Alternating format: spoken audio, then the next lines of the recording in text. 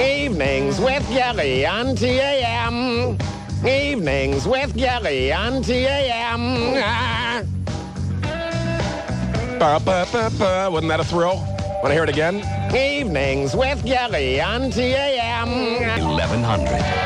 Well, I'm going to read you some news stories this hour. And open phones, 578-1100 in the 216 area code. Talk about anything you want. I seldom do that, but occasionally, bring up anything you want. I had one guy on the line that was just going to call and kiss my fanny, and then he hung up. Well, you don't necessarily have to call and kiss my fanny. I was talking about a story in the beginning of the program before Marianne, the paranormal investigator, joined us. Promoters of an upcoming hip-hop concert in Cincinnati say a scheduled appearance by O.J. Simpson will promote healing in a city with troubled race relations. The promoter says Simpson is promoting peace and proving the city can change after last April's riots. Simpson will toss autographed footballs in the audience, tell a few jokes, try to decapitate some people. Actually, it doesn't say that. I don't understand the merit of having O.J. Simpson show up at a hip-hop concert. What does that promote? He was held liable in a civil lawsuit, but acquitted of the murders of his former wife and her friend. Well, to me what that says is, if you're held liable in a civil lawsuit, you did something wrong, didn't you? You're being held culpable. I'm not an attorney. And tell me, doesn't that show a sign of guilt? Hey, if you're an attorney, feel free to call up and let me know. I think that shows something's afoot. And to have him at a hip-hop concert and throw out autographed footballs projects him as what he once was, whether he liked it or not, and what most sports figures are, whether they like it or not. They are figures that are looked up to and respected, and this puts him in a light of being looked up to and respected again, whereas I thought most folks were trying to get a hold of copies of his trophies and smash them with hammers. So he's a role model again, but a guy that in my eyes should have been a convicted murderer. If you're found liable in a civil lawsuit, you did something wrong. Am I right or am I wrong? Hi, you're on the air. Rick? Yeah. How you doing? Good. This is the guy that called to, kiss your fanny. Oh, John from Westlake. Yeah. Yeah, go right ahead. Remember me, the pizza guy? Yeah, can you speak up? You sound like you're talking in a bowl of pudding. Yeah, I'm trying to talk quietly because I don't want my parents hearing me. Oh, I see. Your parents think you're in bed? Yeah. Oh, okay. Well, hey, I just wanted to tell you that you do a good job, and, you should be on more often. Like Mike Trevisano, he's on every day. He used to be on every day. Well, Mike Trevisano's on every day because they have room for him in the afternoon.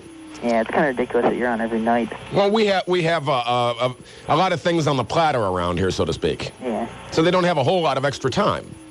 So they put you on when they can, and of course they couldn't put me on. They could not put me on overnights, or my boss would never get any sleep because he has to sit up and listen to the program to listen for any social faux pas that may come out of my sometimes not so timid tongue. Yeah, I thought it was really funny when you called the feedback line. Oh, yeah, I like the feedback line. Yeah. Want me to call it again? Yeah, later. I just wanted to say a shout-out to Tom the delivery man. Okay, well, you just did. Yeah. All right, there you go. Thanks for checking in there, tough guy. Yeah, it's always fun to call the feedback line. It's different. You can call the feedback line if you'd like to. That phone number is 888-358-WTAM. And you can call, and they might pay any attention to what you had to say, and they might not care less. I called once. I went something like this. Should we try calling it? What happens when you call the feedback line? Well, I guess we can find out.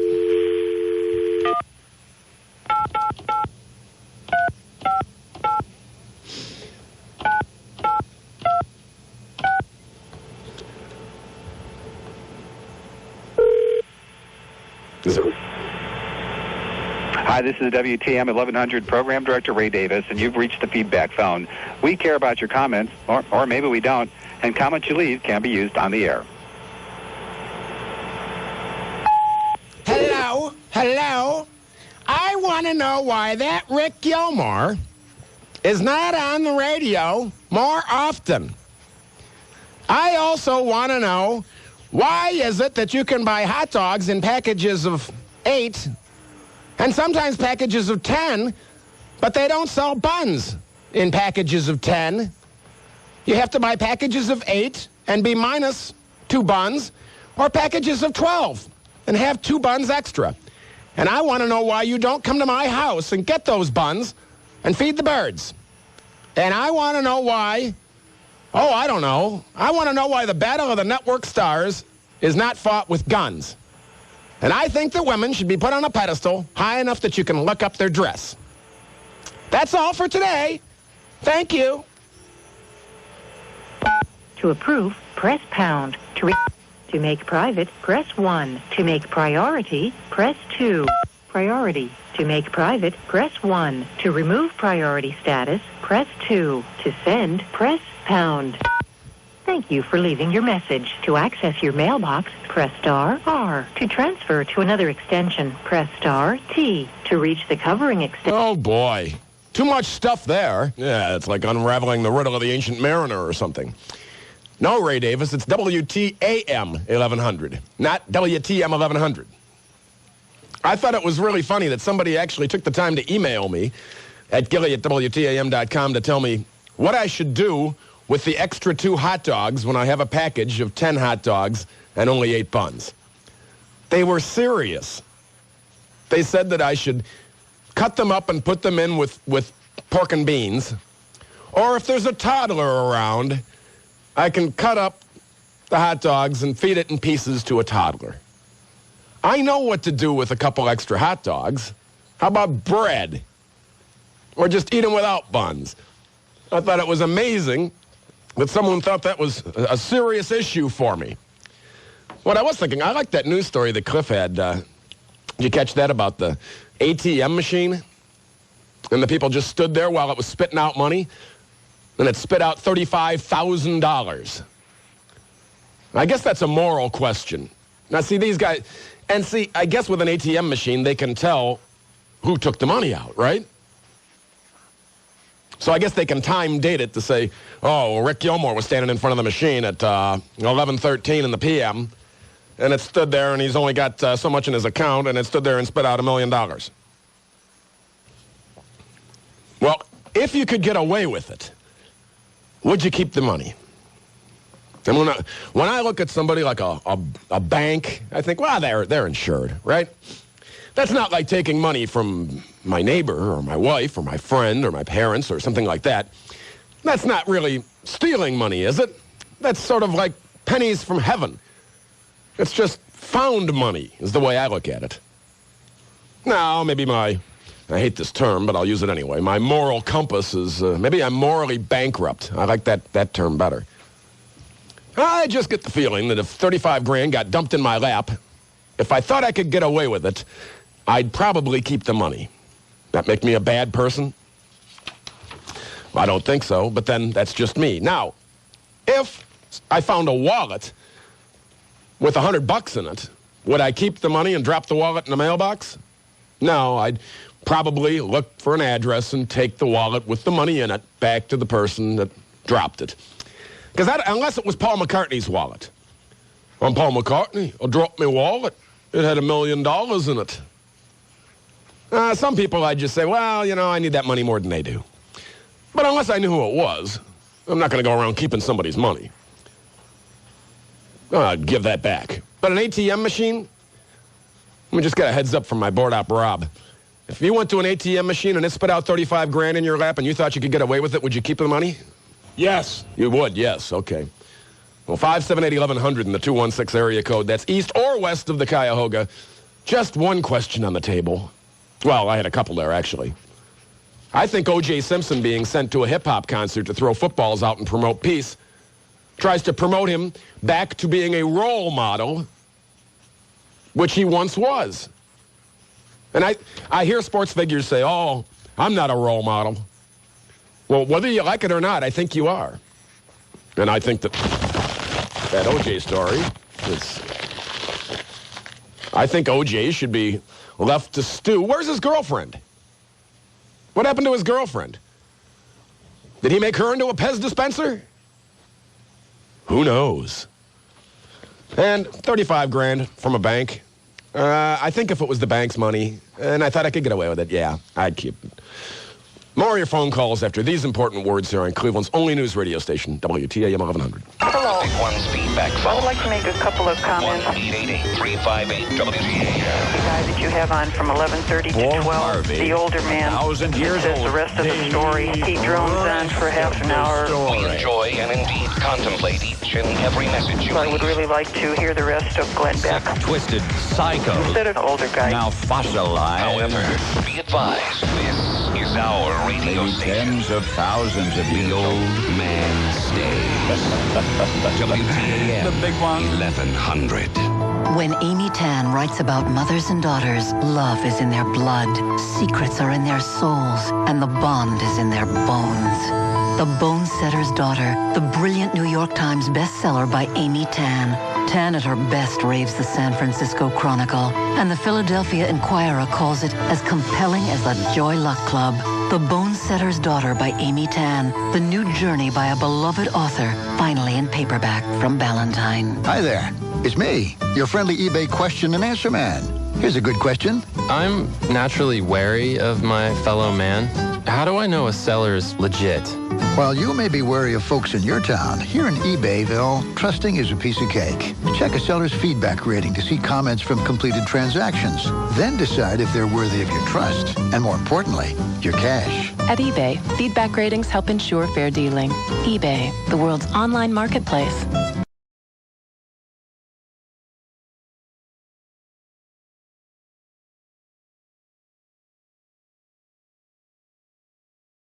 For all listeners, listener discretion is advised. Smoke dog! Smoke dog! Smoke dog! I like that. That was 3 times I played it. How about 4? Smoke!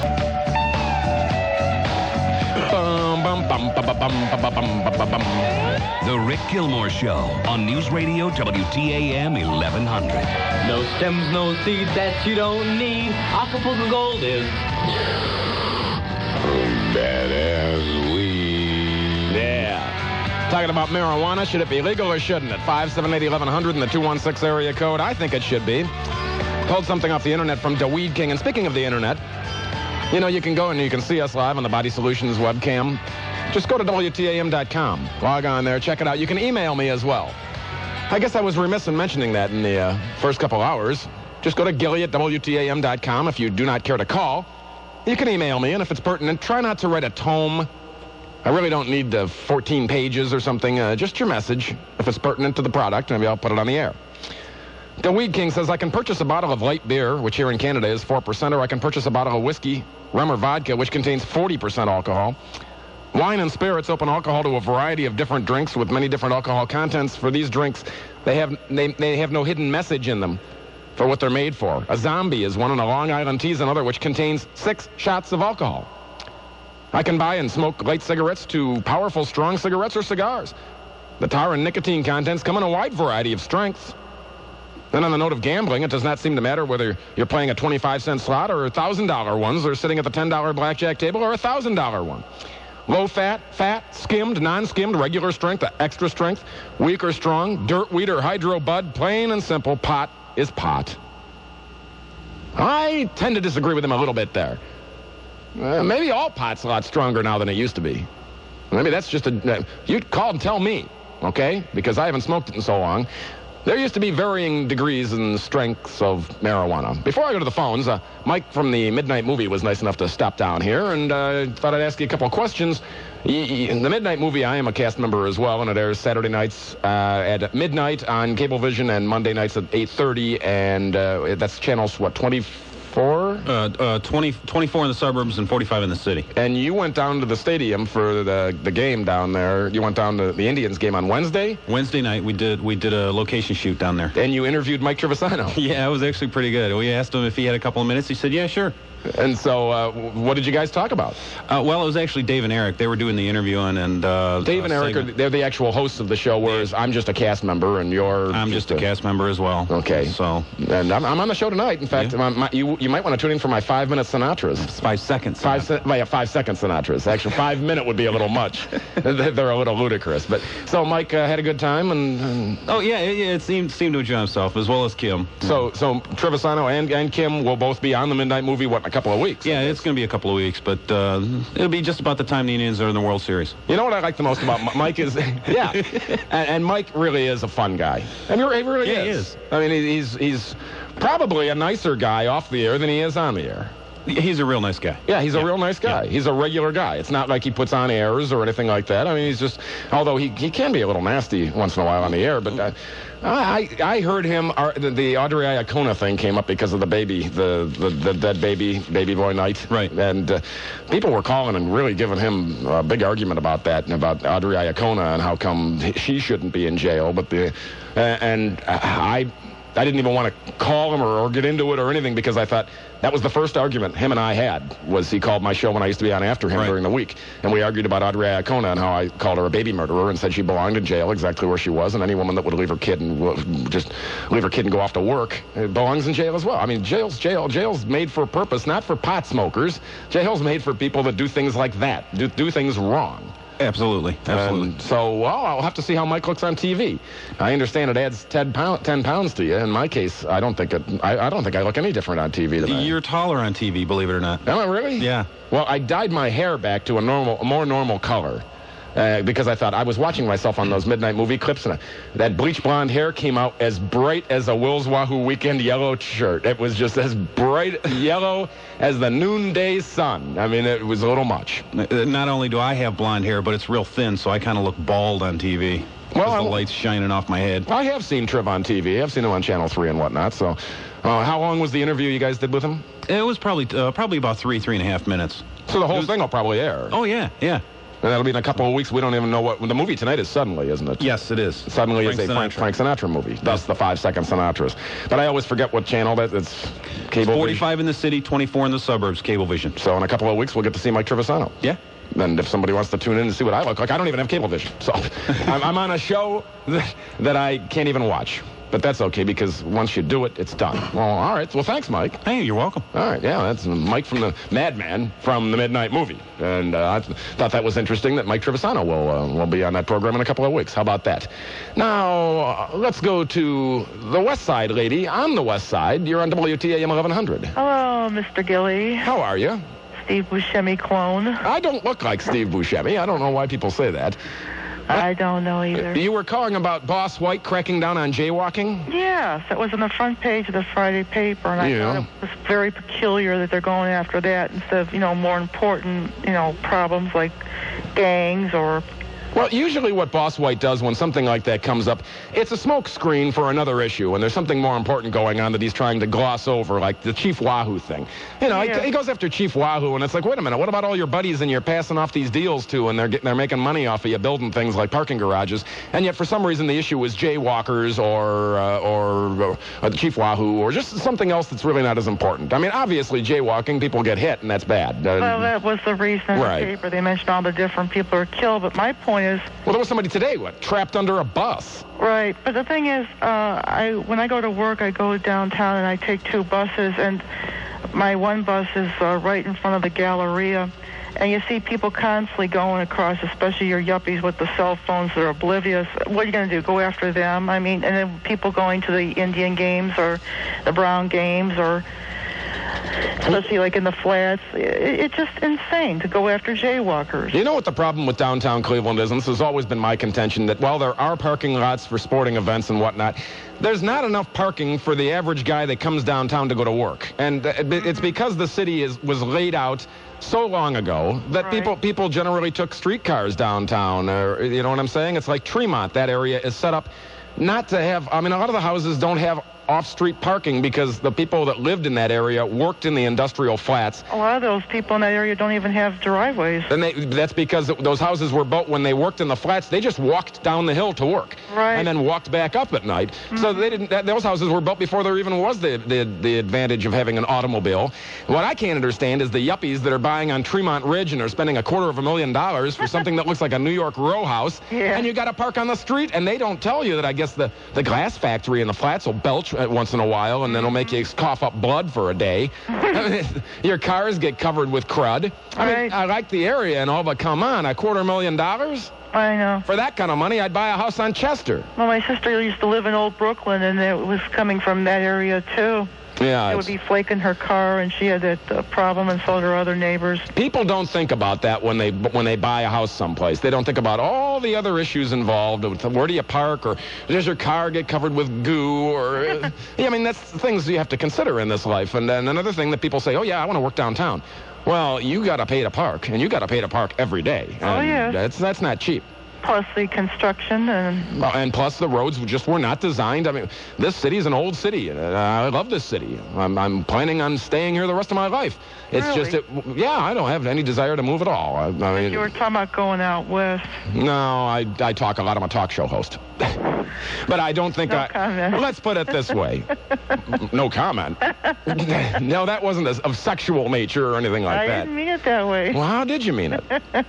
You're not going to say, are you? No. No, anyway. Yeah, it's an area that I love, and my friends are here, and my family's here, and my work is here. And if I do move, it'll be when I'm old and gray and want to go someplace where it doesn't get as cold in the winter. But with this global warming we've been having, Cleveland's had some pretty decent winters. Yes. I'm not worried about Micronesia. It's kind of silly when you have these constant weather watches in the winter, though, and school closings. And when I went to school, you walk to school. 50 miles uphill both ways in the snow with no boots. But you constantly see the W and the wind chill factor. You know what it is? It's just like to Buffalo. It's just like what Daryl Park said earlier when he was doing the weekend show.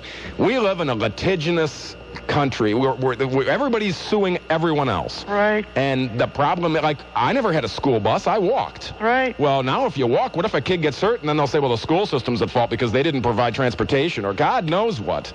I mean, it's gone insane, and I did that program a couple of weeks ago. I think that was the one about the kids and schools and everything else, and how we have to get back to a little common sense, and it ain't never going to happen when we got 8 million lawyers out there. Sorry, Madison, Wisconsin. Sorry, Jeff, that called before. Oh, in fact, I put Jeff on hold. I got to go. Okay. I'll talk to you later. All right, bye-bye.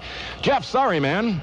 Oh, actually, I'm picking up the program better through the phone than I was on the radio. I was just bad-mouthing lawyers, and all of a sudden I was like, dude, I left Jeff on line one. That's all right. I am one, and I can't see a better group of people to badmouth anyway. Am I right or am I wrong when I say that the reason that we have problems like kids having to take the school bus? There's a lot of lawyers out there that'll jump on any bandwagon to try and sue and make money. Right. Well, like you said, you walk to school. Uphill, 50 miles, both ways in the snow with no absolutely. But no boots. The litigious society, there's a lot of lawyers, and every lawyer, they have to make a living. Did I say litigious? Yeah, you did. Is that a word? I'm not sure. Okay. No. But the last comment that I had to really make, excuse me, with regard to the marijuana is that I think when you, and I have kids, so when you tell a kid that something is horrible, it's the devil, it's something else, and then they encounter it, and they find out, well, this isn't so bad. I mean, what was the big deal? And then that's my theory as to why people move on to, marijuana causes people to move on to heavier and harder drugs. Well, if this wasn't so bad, well, then maybe cocaine isn't bad. Crack isn't bad. Do you really think that most people that smoke pot move on to harder drugs? No, I do think that if you involve yourself in an illegal venture, which smoking pot is, whether you do smoke a joint or you have an ounce, it is illegal. And if you hang around with a group or a subculture that's willing to do illegal activities, you will find yourself being involved with other things that are also illegal. But also, an honest parent's child will steal, and a non-smoking parent's child will smoke. Correct. Again, it was just my theory. I haven't, written a book about it or anything. But, again, when you had another caller that suggested that, everybody that does it send $10 and get, a political action committee going or something along those lines, I agree with that. Yeah, if you want to get something done, I mean, this whole conversation started out, Jeff, when we were talking about cigarettes. I mean, the whole thing started out from Darryl Parks in the weekend program and how smokers are losing their rights. Well, apparently there's no organization for smokers like marijuana has with NORML. And so smokers are losing their rights, and yet we are helping to maintain paying the costs of stadiums and whatnot around the country with sin taxes, and there's no organization for 25% of Americans who smoke to send in money to try and protect our rights. However, there is one for marijuana, and if you want to change the laws, that's probably a good start, wouldn't you think? Well, yeah, that's the only way you can get things done. When a politician realizes that he can have a constituent base that thinks a certain way, you'll find politicians that'll jump on that bandwagon. And like you said before, you know, politicians now are in their 30s, 40s, 50s. I would have thought Bill Clinton, the pot gobbler, according to some sources, you would think that somebody in that age group would finally come around and say, you know what, let's stop wasting all our money going after pot and let's just make it legal. Well, I mean, any doctor would probably tell you that ingesting smoke of any kind, whether it's from your barbecue grill, a cigarette, or a joint, is probably bad for you. It's probably a carcinogen. But marijuana doesn't have to be ingested by smoking it. That's right. You can have hash brownies. Sure. And you could have pot pie. Sure. And I've never, I've never run across anyone that, like you said before, smoked themselves to death. They might smoke themselves to sleep. And, you know, certainly don't advocate, smoking a joint and building a skyscraper. No, I don't think anybody should be drinking and going to work. They should not be smoking pot and going to work. I've even heard Dr. Dean Adele mention that there are some doctors, medical doctors out there, Jeff, who get a little morphine push in the morning just to settle their nerves. Now, how would you like to have that guy operating on you? You don't know the difference because you don't know. But I don't think people should be ingesting drugs and then doing their job. I think they should be I'm talking about the recreational use of marijuana, just like people call the recreational use of alcohol okay and legal. Well, I'm sure that one of the biggest advocates of keeping marijuana illegal would have to be the alcohol industry. Maybe. I said that I thought originally it was the cotton industry because of hemp. I think that you're correct with regard to that. I think I am, but nowadays, yeah, alcohol would be such a huge and in fact, and this is my last point, and then I got to move on, Jeff, but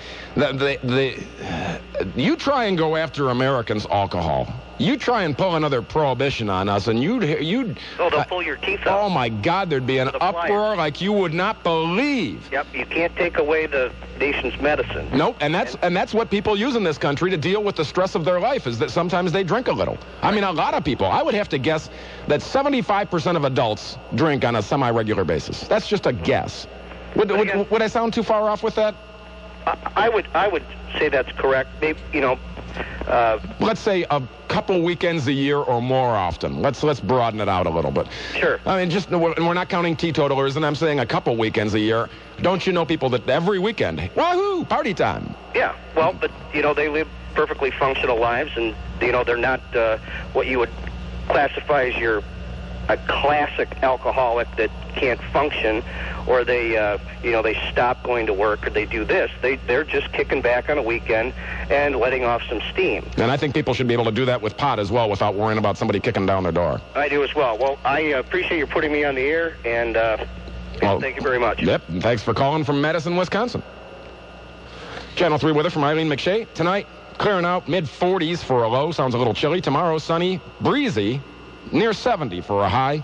Let's look ahead, shall we? Sure. Sunday night, clear with a low around 50. That sounds a little more seasonable, doesn't it? Monday, sunny and a high around 73. Currently 50 degrees in Cleveland, 50 degrees. I noticed the water temperature is down to 69, which, of course, indicates that fall is on its way. I want to remind you that we got the Browns, of course, playing this weekend. The Indians are and you know why? That's why I'm looking at this, Rob.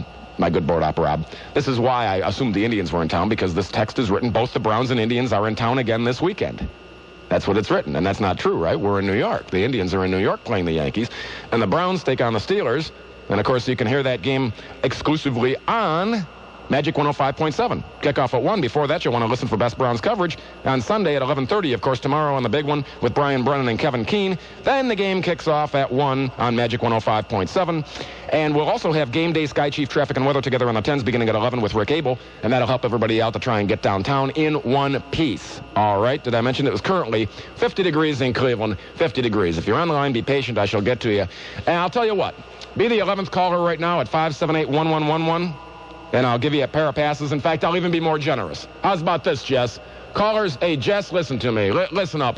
Callers 11 and 12. How's that? At 578-1111 in the 216 area code. Give them a pair of passes to WTAM's exclusive screening of Meet the Parents, a movie with Robert De Niro and Ben Stiller.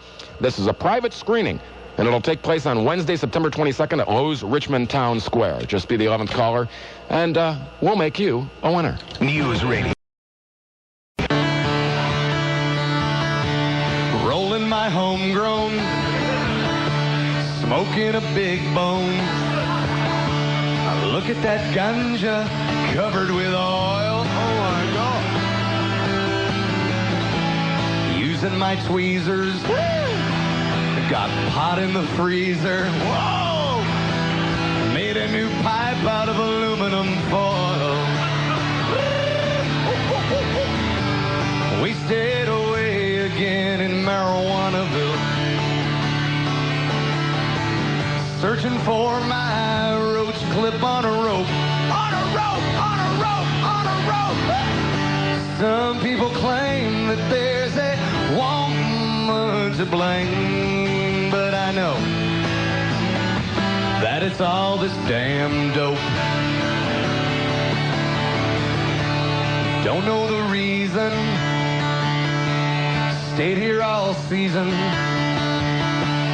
Maybe that tie stick was a way bit too strong. But I got a real beauty, a Colombian doobie. Okay, baby, come on, man. And soon I'll be up on my way along. Lucy, you got some splendid to do, baby. Wasted away again in Marijuanaville, searching for my roach clip on a rope.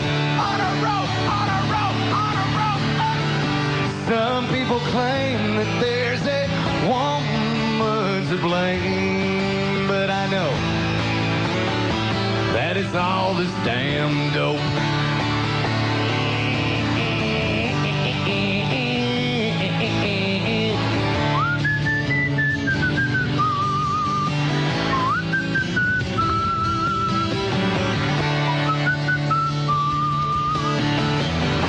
I blew out my bong pipe, ran out of Bud Light, but I found some stash I had hidden at home.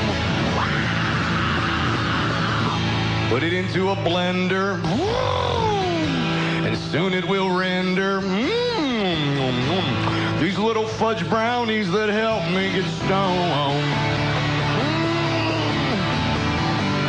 Wasted away again in Marijuanaville. Come on, you guys, sing along when you know the words. Searching for my roach clip on a rope. On a rope, on a rope, on a rope. Some people claim that there's a woman to blame, but I know that it's all this damn dope. Yes, and some people claim I sound like Dylan when I'm stuck, but I know that it's all this damn dope.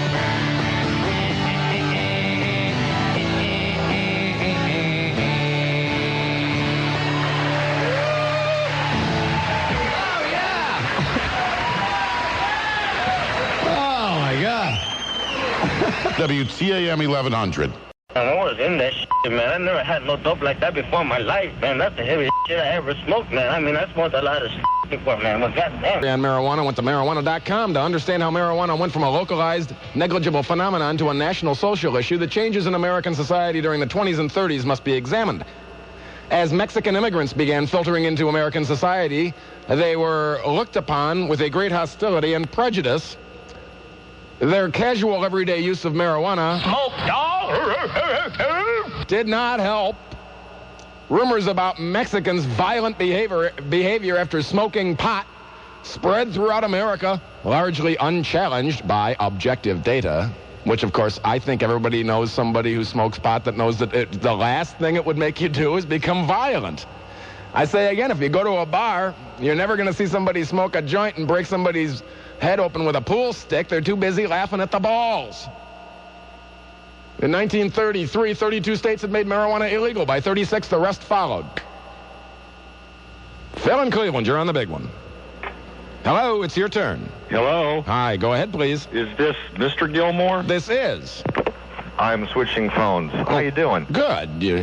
I don't know if I can continue my conversation with you. I'm going to have to check my catechism first after you played that song about... maybe God smoked cannabis? Yeah, that's a terrifying situation. I thought about that, and I thought, well, it's just a parody song. It's just meant to be fun. It is Saturday night. Okay, so the nuns won't mind then, right? I don't know. I'm not Catholic. They might. I believe in God, but then again, I told a devout Catholic woman that I said, I think that I can sit on the toilet and pray. I believe I can pray anywhere. And she said, that is so sacrilegious, Rick. And I said, why? I mean, it's not like I only pray on the toilet. I think you can pray, you know what I mean? It's not like I run to the bowl and sit down and pray. It's just if we are created in God's image, and that image and that function is also one of God's, I think there's enough people out there that God's probably saying, I wish more of you would pray at all. I don't think praying is that much active. It's more passive. It's kind of the way you live, the way you conduct yourself. Well, I believe in prayer, and I've asked people this. I said, have you ever prayed for something and gotten it? And I've had people say no. Sure. I usually get most things I do pray for. How's that? That sounds good to me. I don't pray for unusual things. I don't pray for things that are beyond. I don't pray necessarily to say I need to win the lottery, although that would be nice. Yeah, it would be nice to get the winning numbers to next week's ticket. But, I was thinking about that, and this whole lottery thing. Tom Snyder said a long time ago on his radio program that used to air on this radio station back when he had a radio show, he said, why is it we give away $32 million to one person? Why don't we give 32 people $1 million each? And I thought, if you had the chance, if the Ohio State Lottery Commission would go out of their way to make sure that, let's just say, I don't know how they'd do it, but if there were 32 people, I see line 3 is getting high as we speak, Jess tells me, and my intern. That's interesting. That if we could guarantee, you know what, next week there's going to be, how much is it up to now?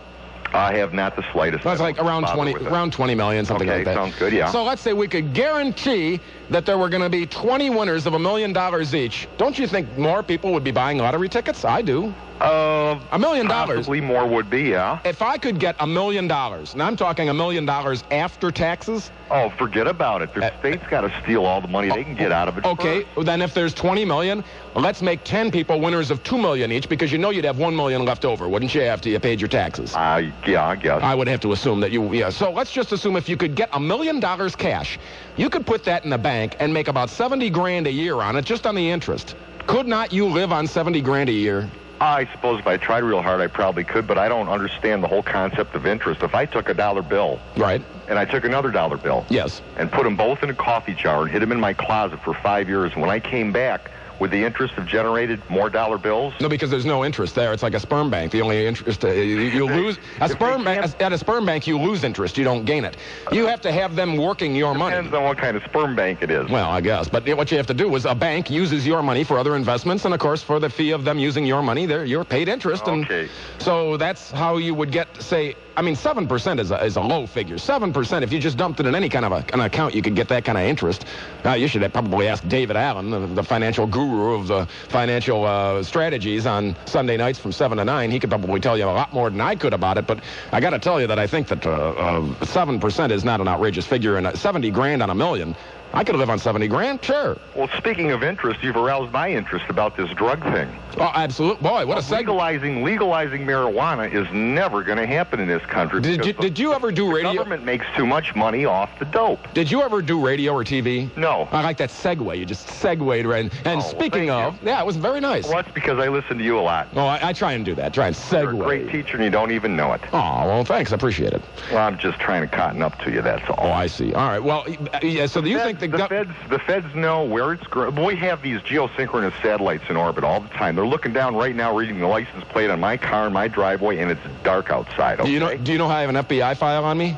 They do? I'm sure they do. Probably because have one on me since I'm talking to you now. Maybe, because broadcasters generally have FBI files made on them, and they want to keep track of you because, let's face it, right now I'm commanding a 50,000-watt radio station that travels to 40 states and half of Canada. If I started saying something subversive, I could influence people, and they'd want to know. 50,000 watts is so strong, it's burning my ear, Rick. Well, it's me yelling. Damn. Maybe I shouldn't have had that Mexican food for... Oh, okay. So anyhow, they're watching everything all the time, everywhere, all the time. That's right. They even watch you at They know where it's grown. They know where it's processed. They know when it's loaded onto ships and planes. They know the flight patterns. Oh, you think coming in and where it's distributed at. So you think the government knows what's going on with Riddle pot? Riddle me this, okay? All right. Who was the CIA director back during the Vietnam era? George Bush. Bingo. Who was the vice president under Reagan when Noriega spit in our face and did something mean to him? We have to go down there and kick his butt and bring him home here, put him in jail. George Bush. Uh-huh. Are we getting somewhere now? Well, let me run this one by you, too. Do you think that when you go to an ATM machine... Now, remember there was Lisa Filiaggi, that girl that was killed by her ex-husband or boyfriend some years back? She was shot and left behind a daughter and her it's a long story. Vaguely. Here's the deal. Her gorilla husband, or whoever he was, he looked like a gorilla. Yeah. They tracked him by his ATM transactions to upstate New York where they arrested him. Do you think that those cameras on an ATM machine are just there to make sure that you don't get robbed? They're there so that they can look and go, account transaction at such and such a time. This is this guy's face. We know what he looks like. I have to think that the information on us, I have never been fingerprinted. But it doesn't matter because I went to a bank and they wanted to make sure that I put my thumbprint on a check before they'd let me cash a check there. I understand what you're saying. Now they've got a thumbprint. They have pictures of who took...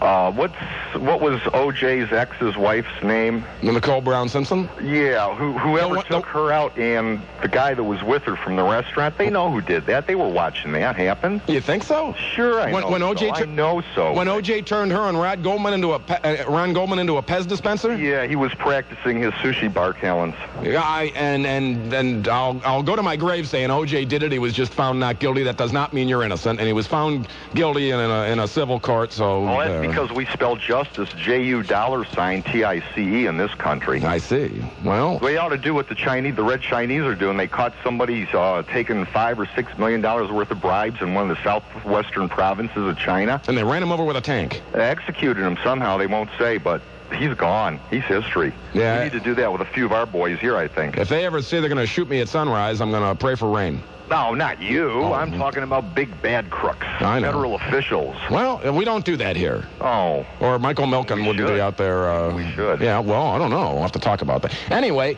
I understand you have to go. I do. You have to pick up your daughter? Yeah, I do. She's at a party, and I have to go fetch her, bring her home to the safety of the nice warm house. How old is she? 14. Make sure she's not drunk. I'll check for that, but... She might have been smoking the devil's weed. You know, line 3 is getting high as we speak. Oh, my. I'm going to go talk to him. Thanks a lot. It's been nice talking to you, Rick. You too. You're welcome. Have a good night. You too. Bye. Bye-bye. Okay, caller 11. Right now at 578-1111. Caller 11 and 12. Give away 2 pairs of these passes to WTAM's exclusive screening of Meet the Parents starring Robert De Niro and Ben Stiller. Should be a pretty good movie. De Niro does not make lousy movies. Looking at looking at marijuana.com. I was going to tell you I'm to Gilly at WTAM.com if you'd like to email me. The myth about marijuana's harms have been proved. It says marijuana's harms have been proved scientifically. This is a myth. In the 60s and 70s, many people believed that marijuana was harmless. Today, we know that marijuana is much more dangerous. Every single scientific study that has been done in the last several years shows alarming increases in the toxicity and danger of using marijuana, said President Bill Clinton in 1994. Fact, in 1972, after reviewing the scientific evidence, the National Commission on Marijuana and Drug Abuse concluded that while marijuana was not entirely safe, its dangers have been grossly overstated. Since then, researchers have conducted thousands of studies of humans, animals, and cell cultures. None reveal any findings dramatically different from those described in 1972. In 1995, based on 30 years of scientific research, editors of the British medical journal Lancet concluded that, quote, the smoking of cannabis, even long-term, is not harmful to health, unquote. There you have it. Proof positive that pot does not kill. Alcohol kills. Heavy drugs, hard drugs kill. Let's talk to line 3. Mike in Bedford, you're on WTAM 1100. Hey, what's going on? You're smoking right now. Actually, I put it out because it took so long. It was. I know. I've had you wait a while because everybody's been waiting a long time. It's been one of those busy nights. I enjoy listening though while I'm waiting, man. And do you often smoke while you're waiting?